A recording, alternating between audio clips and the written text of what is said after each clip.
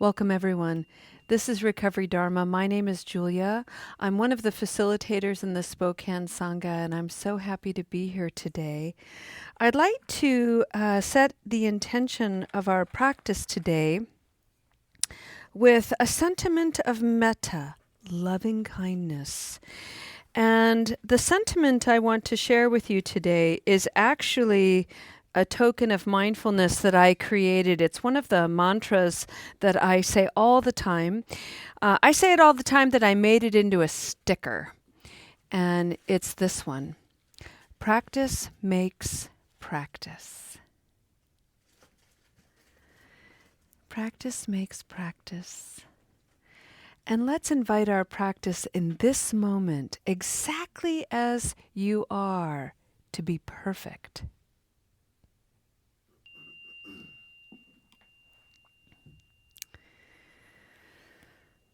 Take a deep breath, friends.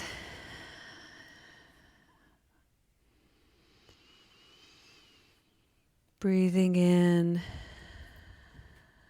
breathing out.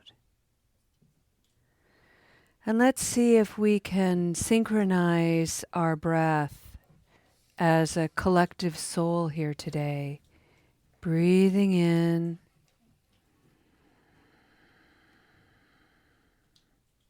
breathing out.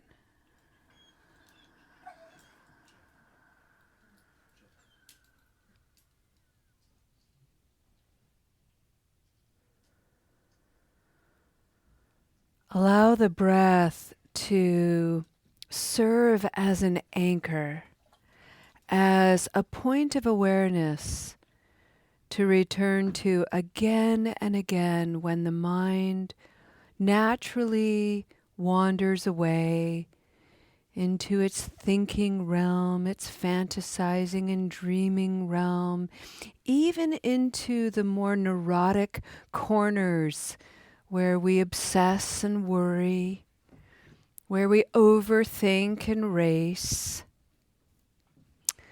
So many natural and very human arisings occur in the mind and body. And as we practice, we begin to become more aware of these habitual tendencies that define each of us as unique, whole human beings. And by cultivating a practice of breathing, we have a place to return. We have a place to come home and start anew. Moment to moment, always available to us. And it's such a consistent and reliable companion.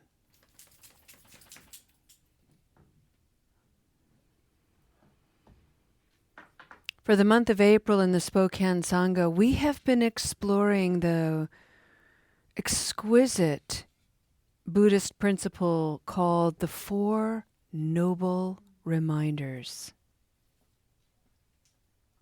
The first noble reminder is you have a precious human life. And if you take a moment to really zoom out and begin to explore the macro view of your life as a human being, it's quite humbling to know that in a universe billions of years old, humans have been around for a mere couple 100,000 years. And from this evolutionary stew, we have come into being. And I am here in this moment with you.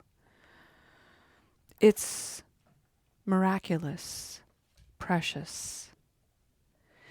And the motivation for contemplating this once in a while is it really does encourage the mind. It sort of gently teases the mind to come out of the dark, tight spaces of pettiness, narrow-mindedness, fixed view, and to come out into the wonder of being alive. This leads us to the second noble reminder, which is the nature of reality is impermanent. Everything is subject to change. We're going to talk about this today. It is the source of our reflection. The third noble reminder is karma. Your actions matter. And your karma is dictated by a lot. Things that you are aware of and things that you can't possibly know. And so there's an element of surrender to karma. And it requires a lot of practice and reflection and maturation, because we have to have an ability and a willingness to look at our karma, to look at the unfurling of our actions lead to consequences, lead to certain results, some of which we may not like. And so we have to look at those consequences, those actions, and figure out how much responsibility we want to take. We're going to talk about this at length next week. And there's a cautionary note about karma that I want to suggest early on, and that is there's a lot of things that happen to us as human beings that are outside of our control, that are traumatic and horrific. And if we start treating them like karma, like somehow I created the conditions for that, I'm involved, I made that happen, we can really get into postures of shaming that are neither helpful nor healing. The fourth noble reminder has to do with the words folly and samsara. Samsara is cyclical, repetitive behavior, habit, energy. We do the same thing over and over, and we keep wanting the same, or we keep wanting different results. So this is a resistance to change. This is a resistance to accept life as it is. This is a resistance to go with the flow. It really reflects a rigid state of being. And we'll discuss that toward the end of the month. Today, we're going to bring our attention back to the nature of reality is impermanent. Everything is subject to change. A couple of weeks ago, it might have even been a couple of days ago, on Tuesday, Marty, one of our facilitators here, did a beautiful meditation on looking at ourselves as a young adult, a teenager, a child, a toddler, a baby, and just exploring the changes that we all encounter and endure.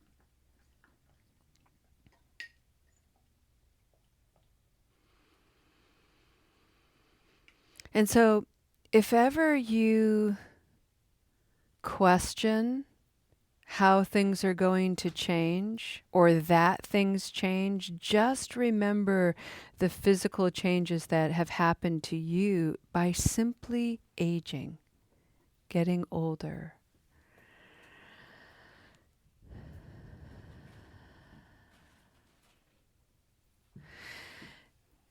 And this reflection is an invitation for you to drop the intellectual knowing of this fact and plant it somewhere in the heart so you can begin to feel a state of awe.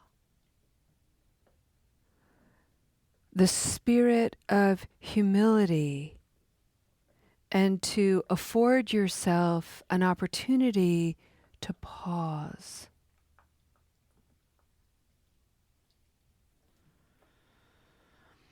So I'd like to take Marty's inspiration and expand it even more and invite your mind to begin to contemplate who you were before you were even conceived.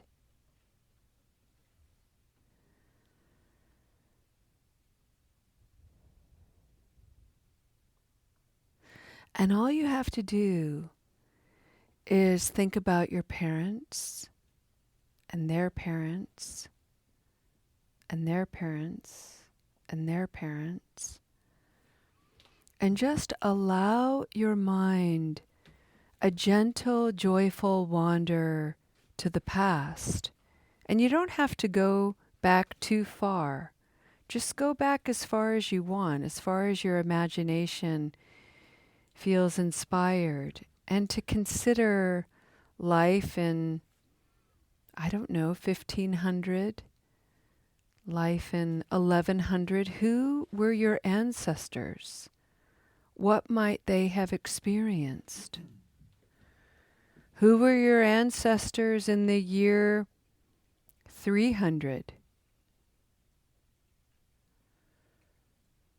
Imagine their home.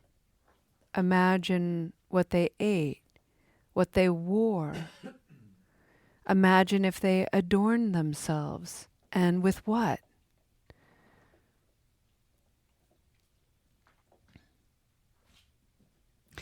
And my point for bringing this forward is those are your ancestors. Those are my ancestors, our ancestors, and they live in us. If not for them, we would not be.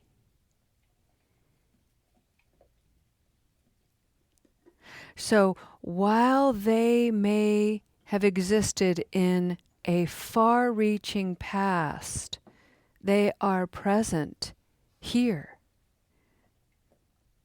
in us.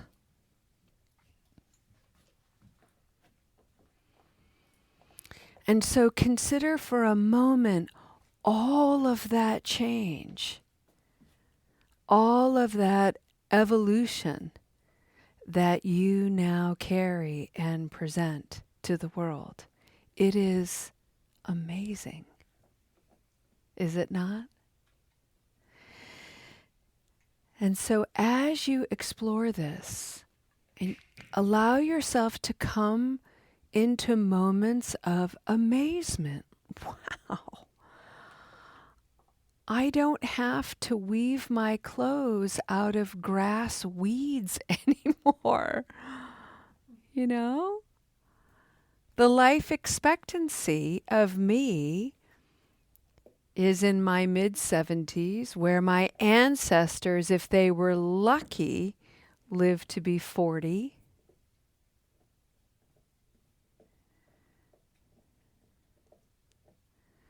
I have a mouthful of good teeth. My ancestors were probably not so lucky. So allow yourselves these moments of amazement, like, wow, look at how far we've all come and landed in me in this moment. So much change.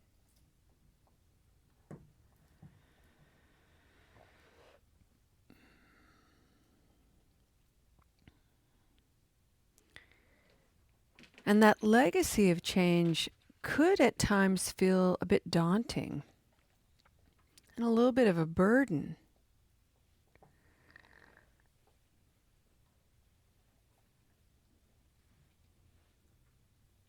And while that may be true, the truth is it remains a wonder.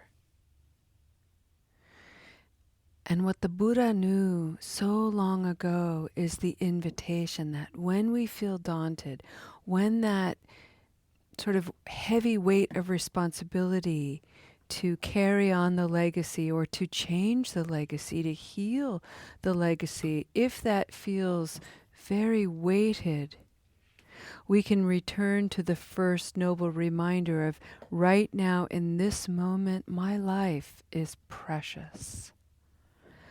How do I want to live this precious life of mine? At any given moment, I can choose to put ripples of goodness into the world, or I can continue perpetuating harm. The choice is mine, and I have a lot of power to decide.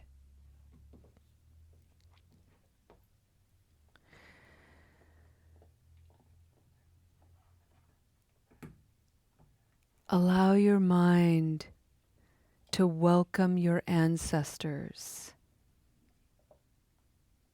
reflecting in you as you.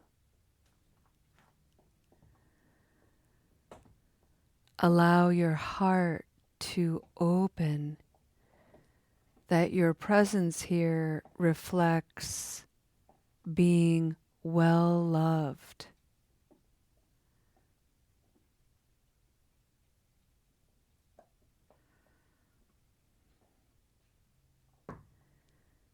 And allow the softness of that to keep your mind at ease, standing before change.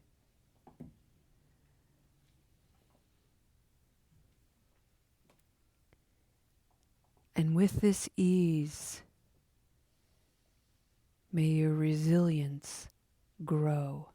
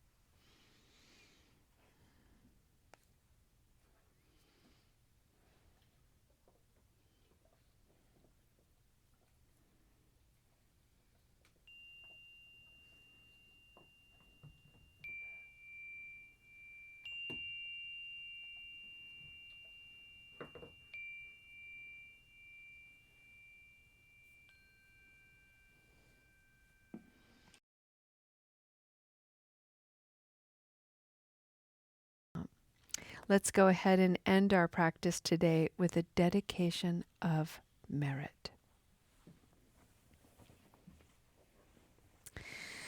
And our dedication today is our prayer flags. Actually, I want to show them to you because they're these sweet little reminders that of the Four Noble Truths, that in life there is discomfort, suffering. But as we begin to understand the conditions of our discomfort, whether we're fully aware of the past, our ancestors' contributions, it doesn't matter. What we can work with are the conditions of our own life. The more we understand them, the more we can heal. This is the logo for Soul Center. When we can heal the conditions of our discomfort, we begin to experience the harmonizing of the heart and mind. And a harmonized heart-mind is a balanced way of being in life. This is the middle way. And we can only access it through practice. Practice makes practice, friends. And I can't thank you enough for your beautiful practice here today. The impression you leave in this community is so profound. I am deeply inspired, and I wish for you a glorious afternoon. And I hope to see you tomorrow. Until then, friends, namaste.